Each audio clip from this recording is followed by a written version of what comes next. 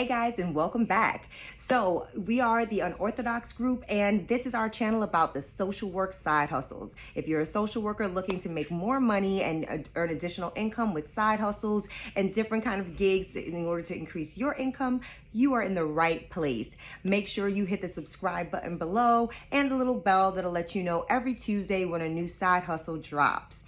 With that stated, I'm Tiffany Tait. I'm a licensed clinical social worker, certified Daring Way facilitator, but I'm best known for my entrepreneurial ventures and being able to build a multi-million-dollar professional myself and my business partner over the course of 5 years with zero startup capital, which we did by these side hustles. We started with short, small-scale side hustles in which we flipped into larger equity deals. And so this channel kind of talks a lot about our side hustles that kind of helped us to build that portfolio.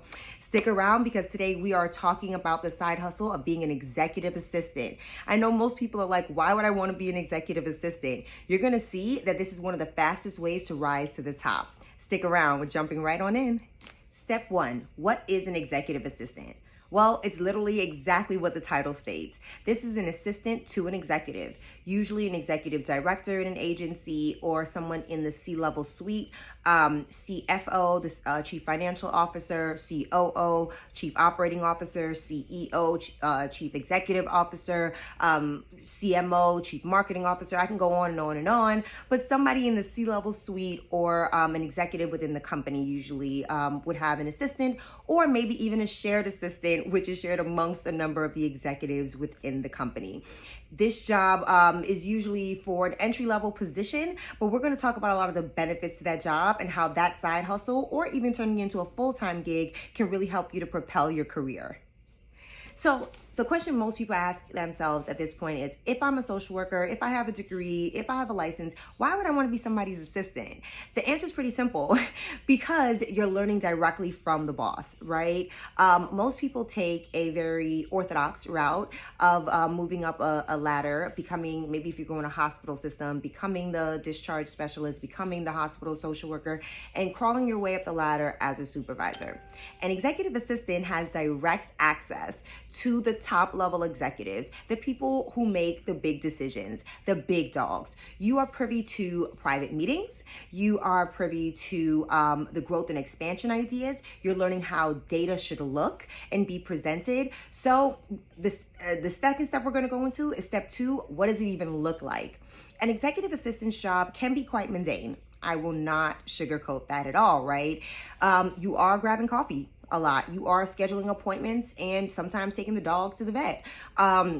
These are some of the annoying parts of the job. You are scheduling flights. You are booking rooms and things of that nature. But while you're doing that, you're also sitting in a lot of meetings. You're also taking a lot of notes. You're learning about the larger scale of the business, how the business truly operates, who really has the power in the business, who are the decision makers, how do those decision makers like their data presented to them, who are they looking for to bring up in promotions. You get to really know the ins and outs of a company in a way that another employee cannot, right? And so making those people happy, even if it's in the beginning, just bringing them their coffee, staying on their good side is really in your benefit in the long run. So step 3, research. So this is where this relies on you to maximize how this can be beneficial for your long-term hustles and additional income. I wouldn't just go be an executive assistant anywhere, right? If I had already gone through this process of getting a degree and so on and so forth. Consider where you want to be 5 and 10 years from now. Do you want to be in the hospital system? Do you want to be up in private practice? Do you want to be in a treatment center system? Do you want to be in government? Do you want to be in policy writing or compliance? Think about where you want to be and where you would want to be the executive or the boss, because that's where you're going to want to go learn from the boss. Consider the fact that at the end of the day, when they need a supervisor within this agency, somebody who is a social worker who's equal of you with maybe a license and so forth as you as well, but having the ins with the supervisors and the CEOs and the directors of the agency, who's easier going to transition into this higher level position? You would have positioned yourself and networked yourself appropriately in the right arms to be positioned well when the time comes. So consider doing research around what kind of agency you want to be a part of long term, or what kind of position you want to be a part of long term. And that's where you're going to want to start looking into where to apply to be an executive assistant. Step 4, get in there. Just get it done, right? It's time to jump on in there, look on Indeed. People are always hiring for executive assistants. These come up a lot, specifically in our virtual world. We call these VAs now, virtual assistants.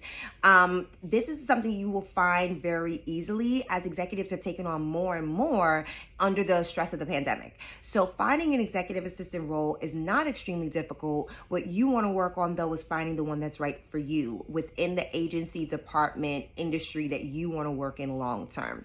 So right now you're digging in there and you are looking all over Indeed, Career Builder, ZipBooks, LinkedIn's a really good place to look for executive assistant jobs. Step 5, getting paid. So the short answer is, and the easy front end answer is, it doesn't pay much. You may make between $15 an hour entry level, but there are executive assistants that I know that make $70,000 a year doing this full time. So these are people who have their executive assistant roles really, wrapped up and very efficient and have been doing this for some time.